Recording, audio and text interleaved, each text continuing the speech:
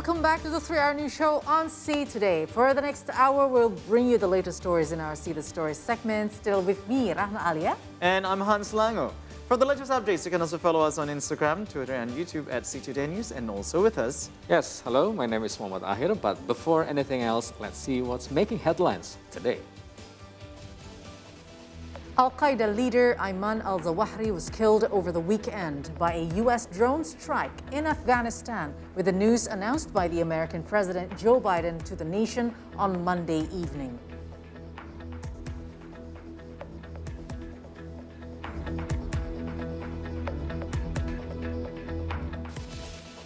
As many as 6,530 health workers in Banjarmasin, it is in South Kalimantan province, are targeted for the fourth COVID-19 vaccine shot or second booster in a drive set to be held evenly until the end of August.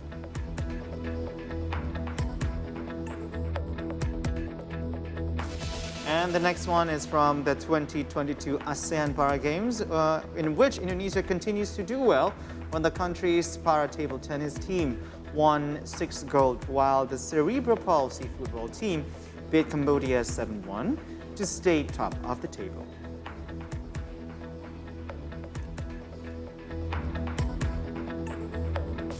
And this hour in our See the Story segment, we'll talk about the power of arts in maintaining our well-being.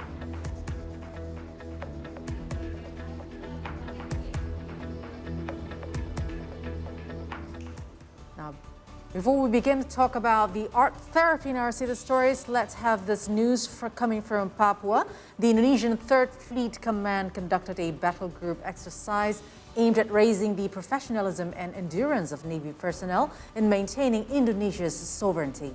The exercise took place in West Papuan waters and the Tambrau Regency coastline, the site where the Allies made an amphibious landing in the Second World War. The battle group training was conducted by the 3rd Fleet Command and involved 641 personnel composed of elite frogmen, Marines, and underwater rescuers. Aside from training in West Papuan waters, land-based exercise also took place at the Wawenum Sapur coastline in Tambrau Regency, West Papua. It was one of the sites where the Allies, under the leadership of General Douglas MacArthur, made an amphibious landing during World War II. The exercise was started on Thursday last week and is expected to raise the professionalism and endurance of Navy personnel in safeguarding Indonesia's sovereignty, especially in West Papua. Tujuan latihan ini yang sudah tentu saja kita untuk melatih ketangguhan prajurit kita, profesionalisme mereka, dan ketangkasan mereka dalam melaksanakan latihan-latihan dasar yang sudah kita berikan secara rutin, bertingkat dan berjenjang. Ini pembuktian hasil latihan kita 1 tahun. Mudah-mudahan nanti hasil ini juga bisa memberikan evaluasi bagi Koarmada 3 untuk meningkatkan profesionalisme prajurit Koarmada 3 dan marinir. Dan harapan ke depannya mungkin kepada pemerintah daerah, baik Bapak Gubernur maupun Bapak Bupati Tambrau, untuk dapat meminjamkan lahan ini sebagai tempat latihan TNI Angkatan Laut, dan kedepannya bisa untuk latihan 3 matra, TNI Angkatan Laut, TNI Angkatan Darat, dan TNI Angkatan Udara. The regional government also appreciates the exercise since it has a positive impact in the region and improves maritime security as well as development. Atas nama pemerintah saya sambut baik ini karena apa yang TNI AL dan semua Angkatan Darat, kepolisian yang hadir di sini untuk membuat kita nyaman, aman, itu aja. Kuncinya aman. Aman dulu baru kita membangun. Itu konsep pemerintah. See Today continued reporting from Tambrau, West Papua.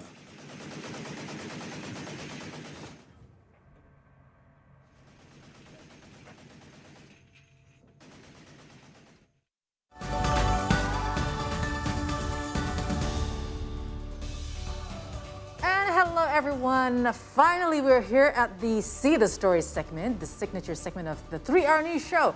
Now each of must have experienced, all of us must have experienced in boredom and stress Right? Yeah. So I'm curious, what do you guys usually do when you're stressed out? Me, Yeah. sleeping. Sleeping? Yeah. Do you? I try to run away from. Can you sleep though? I'm trying to. When you're You know, stressing out? Yeah. Just That's a very You know, smart way. And hiding behind the blanket. You know, sometimes it's work. Sometimes. Sometimes that Sometimes works. it Yeah, works. that's not for me. I can't sleep my stress away. I mean, I cannot sleep with it. I mean, So what you usually do? What do you usually? do? Neither could I.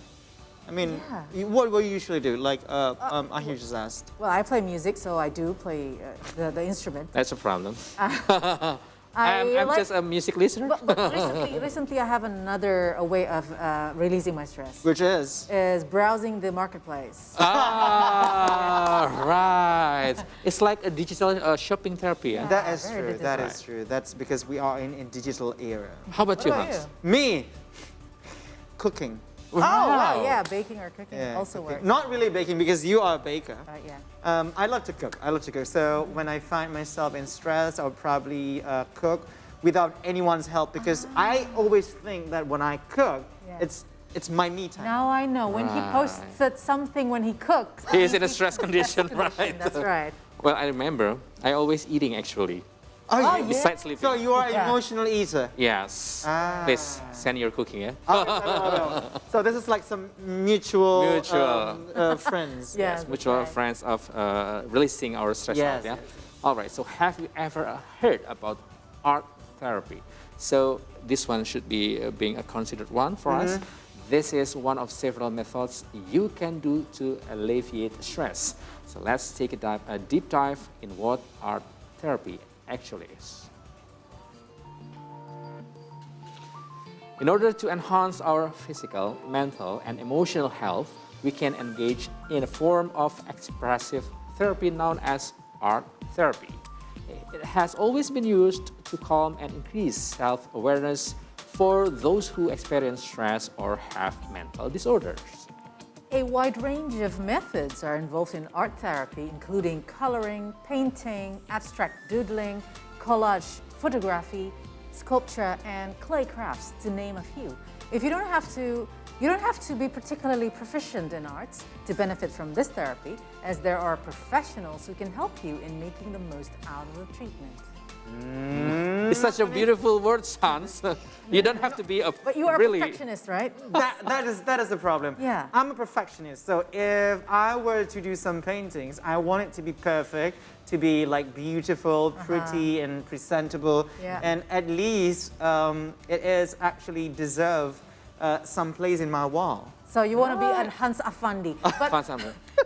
what happens if your painting does not suit to your expectation? Will you be more stressed out or not? I don't know. So that's why, to talk more about art therapy, let's invite today's guest, the art psychotherapist, Ardhana Riswari. Good evening.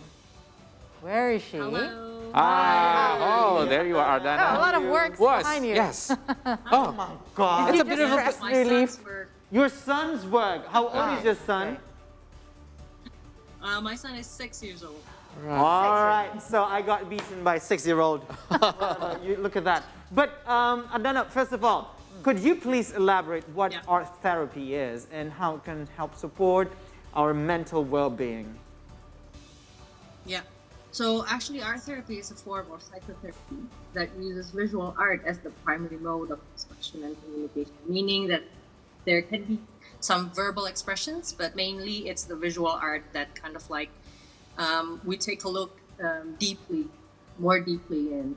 And that being said, the practice is actually limited to clinical sessions facilitated by a certified art therapist.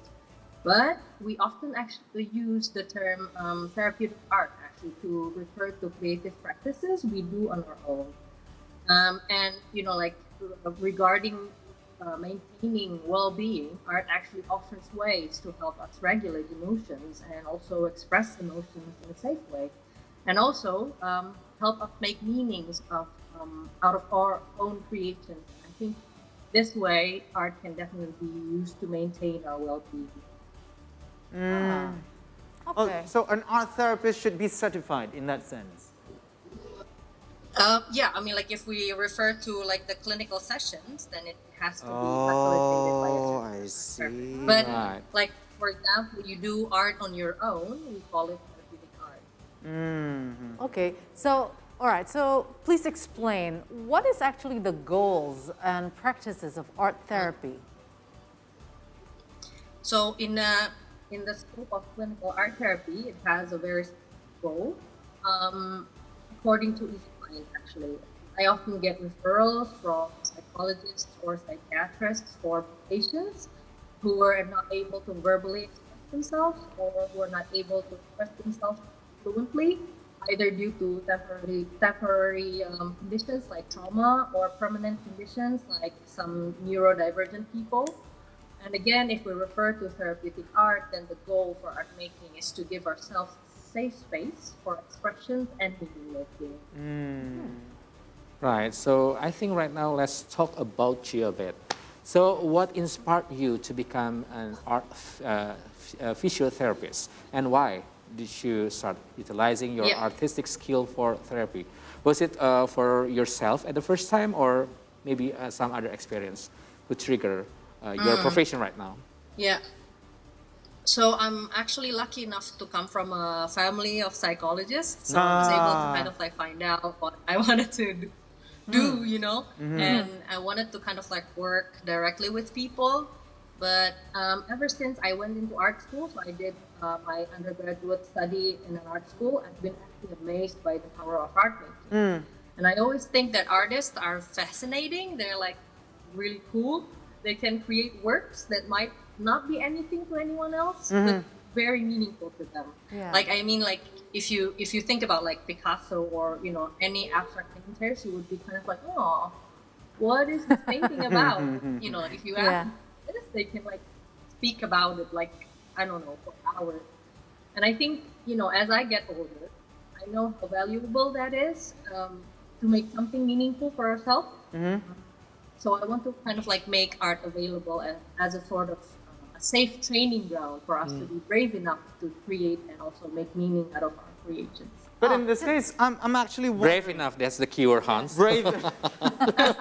Yes. So yes. in that case, I know Hans previously said that, you know, you're a perfectionist, and that's what I also see in my clients. oh really? I mean, like, how can we negotiate? How can we negotiate our you know, wants with like our level of or our skills at that moment? And I think that's also very important. So handling our expectation to the level of our skills. Oh, that Yes. that should be hard. But just a very quick question. What if you are not artistic at all and you don't feel like doing any kind of art, and you're buying a piece of art and then you really enjoy it, you try to relate, and then you go into the journey of that painting? Does that also count as therapy? Well, it counts as therapeutic art. I know that there are a lot of people also doing it, and I think with the pandemic, a lot of like art museums abroad, they have opened up themselves, you know, like with their collections and putting it up online, and people can kind of like appreciate art in a different way, you know, not in a direct way, but like it can still be meaningful. I know that there is also a book called titled Art as Therapy that can guide you with your art appreciation journey, and it's a worthwhile book to kind of like if you want to delve into, you know, like art appreciation journey. It's a good book. Well, Ardhana, to be an art psychotherapist, which one goes first? Mastering the art first and then the psychological part, or being a psychologist first and then mastering the art part? Which one goes first? Yeah. So it can actually be both, but the like a certified art therapist needs to have a master level degree. So it's kind of like a master level professional sort of like degree. So I did my undergraduate study, and I feel grateful for it because then I can kind of like delve myself into the art making process, the creative process, and also like being in the middle of the art world, and to connect to a lot of artists, for example, either like directly or through a art appreciation. Um, but yeah, I mean like, and I mean like one of the requirements for the master level art therapy degree is to have an art portfolio. So I mean, you need to have both basically. Okay, well, how would doodling, painting, or doing other creative tasks help us relieve stress in difficult times? We know that art has no boundaries, right? So any piece of art is a piece of art. But how do those activities actually can release stresses? Yeah. So the key to distress or to regulate our emotions is actually breathing. And I think you know by experience, Alia, for example, like from playing the musical instrument, how breathing really kind of like connects with things that you do physically. So doodling and painting can help with our breathing, especially when paired with soothing music. And other creative tasks like dancing or playing a musical instrument can also help us integrate all aspects of ourselves, like the physical body, the mind, and also our emotions. It is also safe because it has boundaries, like for example, the edges of the paper. That's like the boundary of a painting or of a drawing. And also the beginning and an end of a song. So it feels nice because we feel safe. It has a beginning and an end. Although we don't know how the end result would be, we know that like in the end we will have, created something that we can appreciate. And I think that's also that really helps with de-stressing. Right. Interesting. Another keyword, breathing. Yes, breathing. Actually, by therapeutical art. So our next question, maybe, actually, what kind of people actually need art therapy? Is it arts including to that, or who would benefit the most from art therapy? What do you think about that? So, so I've mentioned there's the therapeutic art and then there's art therapy. For therapeutic art, I think it can benefit people, us like us, that have sort of like everyday stresses and just needing to kind of like carve out some time for ourselves, the me time that you have also mentioned. Then, like for example, if you have experienced difficulties and in expressing yourself verbally, then perhaps art therapy might help in the clinical setting. Yeah. But I mean, what kind of group of people that you usually handling so far? Is it like just like us, the corporate people, or people who are actually in the productive age, or what, like you mentioned before, the neurodivergent people, or what sort? Yeah, so I usually, I think starting from the pandemic, because I also work in a university, I get a lot of referrals from students that, like that, were struggling with isolation and also not being able to kind of like connect with themselves because of the isolation to that degree. So more adults at the moment. In the beginning of my practice, I saw more children and teenagers being referred by their parents, usually because of emotional sort of like disturbances that kind of like make them, influent or like cannot verbalize their emotions. What about writing a story? Do you think it's a good idea as well? Yeah, I mean, like for adults, it's an excellent idea. I know that, like for example, for children, it can be more challenging because they don't have a lot of the words yet. I mean, like I think poetry also can help because I think to be able to kind of like integrate the aspects of ourselves, physical body, the emotions, and the cognitive, we really need to have that space where we can kind of like speak or think in metaphorical kind of like terms. So like for example, when you write poetry, you would kind of like think about the cloud as fluffy as like the fur of your cat or dog, for example, things like that. So it kind of like help integrate the physical body and the cognitive and the emotions. Yeah. Right. So Hans, Alia, I think we need to try it after the break, right? Why not? Be brave a bit, Okay. Hans. Okay. Okay, hold on there, guys, because we are scheduled for a break now, but we will have some art therapy session, of course, with Ardhana Riswari when we return. So please keep it here, only on Today.